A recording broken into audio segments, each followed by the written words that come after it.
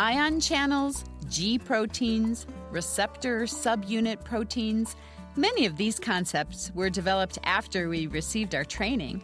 What does the practicing clinician need to know about how neurotransmitters work? You're listening to ReachMD XM 157, the channel for medical professionals. Welcome to the Clinicians Roundtable. I'm Dr. Leslie Lundt, your host, and with me today is Dr. George Viamontes. Dr. Viamontes is Regional Medical Director of United Behavioral Health in St. Louis and Assistant Clinical Professor in the Department of Psychiatry at the University of Missouri in Columbia. He is active in the implementation of neural network predictive models for use in targeted disease management and is currently preparing a book to be published later this year entitled An Atlas of Neurobiology, How the Brain Creates the Self. Welcome to ReachMD, Dr. Viamontes. It's my pleasure to be here, Dr. Lundt. You recently wrote a review of signal transduction in the Psychiatric Annals. What especially caught my eye were the beautiful illustrations, and I noticed that you own the copyright on them. Tell us about how you are able to visually represent these complicated concepts so elegantly. You are very kind. All through my life, I've really enjoyed creating art. I used to do big acrylic paintings, very realistic things, and I did airbrushing, detailed pencil drawings, and I actually trained informally with a very famous artist who is deceased but would love to recognize him, Mr. Siegfried Reinhardt. He was a brilliant artist who actually painted a magnificent mural in the St. Louis airport, and he was a family friend, so I used to go watch him paint, and he taught me many, many, many things. And so I have actually translated my love of art to science. And so I really have stopped creating conventional art, and now I do art on the computer. I use a graphic tablet, and I own many three-dimensional models, so I can actually now paint in Photoshop and make paintings just like I would with acrylics or airbrushes. Well, they're beautiful illustrations. Anybody listening, if you go to the Psychiatric Annals April 2008 edition, you can see some of his work, but I'm hoping they'll be in your upcoming book as well. They are giving me a fully illustrated book, which is actually a rarity. So the whole book will be full color, so I'm continuously creating illustrations for my book. And, the other thing that I'm going to have in my book, which I actually have licensed, is a very gorgeous sequence of serial slices of a plastinated brain. So I have slices in three different orientations, so you'll see the brain structures in a resolution that really hasn't been published. Fantastic. Well, let's get to the topic at hand. Walk us through signal transduction at the neuronal level, starting maybe with ion channels. Okay. As you know, in way of introduction, information processing in the brain is primarily carried out by the individual functional cells that we call neurons. And of course, neurons use ion flows to transmit information. And these ion flows are controlled by a variety of molecular switches, which include receptors and transporters. And the brain itself supports four general types of signal transduction at the level of the neuronal membrane. And let's begin with the first type, which is the use of ion channels. And as you may know, ion channels are actually passageways between the extracellular milieu and the intercellular space. So it allows things to go in and out of neurons, and they can pass through the membrane. Most ions, all ions actually, are charged, and the membrane, which has carbon tails on its inside, repel charged particles. So unless you have ion channels, the ions really can't cross in and out of the cell. So what is interesting is that movement of molecules through ion channels is driven by electrical and concentration gradients. So if something is more concentrated on one side, it will tend to flow from the high concentration to the low concentration. And so in neurons, the actual resting membrane potential is negative. And some of the things to remember is that the potassium concentrations are highest intracellularly, whereas sodium, chloride, and calcium concentrations are higher extracellularly. So sodium, chloride, and calcium will naturally flow into the neuron if you open up their respective ion channels, whereas potassium will flow out of the neuron and will actually hyperpolarize the neuron. So if you open up a potassium channel, the neuron will be harder to trigger because positive charges flow out. If you open up a chloride channel, chloride flows into the neuron and it hyperpolarizes it also, making it harder to trigger. And when you want to do an action potential, what you actually do is you open up a sodium channel, let lots of sodium into the neuron depolarizes, And then in order to revert back to the normal state, you open up a voltage-sensitive potassium channel. Potassium charges flow out of the neuron and sort of actually they overshoot the normal resting potential, and then there are sodium-potassium pumps in the membrane that require energy that actually restore the normal ionic balance. Basically, signal transduction by ion channel involves either hyperpolarizing or depolarizing a neuron by opening up the respective ion channels. And I think this gets us to a couple of really interesting neurotransmitters that are very, very important clinically, which are GABA and also glutamate. And certainly many of our medications work on these two neurotransmitters. Yes, and actually some of our drugs of abuse also. Right. So how does this understanding of ion channels help us to understand drugs like benzodiazepines, for example? Okay, well, benzodiazepines are drugs that bind specifically to GABA-A channels. And the GABA-A channel is basically a channel that allows chloride to flow into neurons.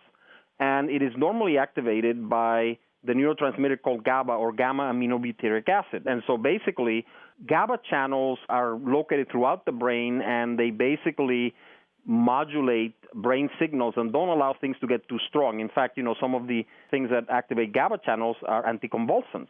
And so what is interesting is that when you bind a benzodiazepine to a GABA channel, it prevents GABA from falling off the receptor. So it makes the channel remain open longer. And so basically, it hyperpolarizes about 80% of the brain. So when somebody takes GABA in, and, it works in their brain, about 80% of their brain is harder to trigger. And so that causes the benefits of not having things like anxiety, but also can cause problems with, motor actions like driving a car, et cetera. Now, does alcohol work in a similar way? Well, alcohol can non-specifically activate GABA channels, and its actions would be additive to those of GABA. And now the other really interesting neurotransmitter with respect to ion channels is, of course, glutamate. Glutamate is the most important stimulatory neurotransmitter in the brain, and it is the one that is used to transmit information. The other interesting thing about glutamate is that there's no free glutamate in the brain. Some of the damage from a stroke is caused by the breakdown of neurons and the release of large amounts of glutamate, which then excite neighboring cells to death, literally. Mm-hmm. So this is a real active area of research. But glutamate receptors are really very, very important, and they transmit all of the excitatory information through the brain. They actually are information-transmitting synapses or connections between cells. And what is interesting is that there are three main glutamate channels called AMPA, kainate, and NMDA. And this is based on specific inhibitors that hit each of these channels. And I want to just briefly tell you about the NMDA channel because it's one of the most exciting of the glutamate channels.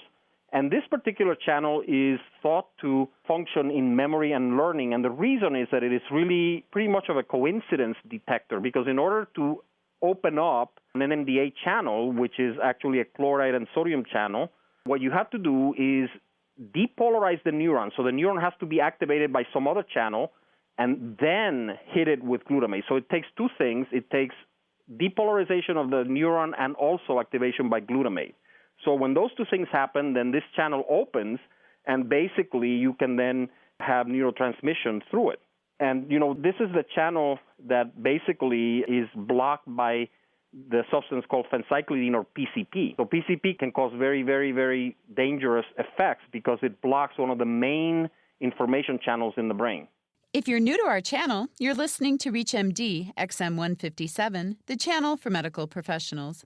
I'm Dr. Leslie Lundt, your host, and with me today is Dr. George Viamontes.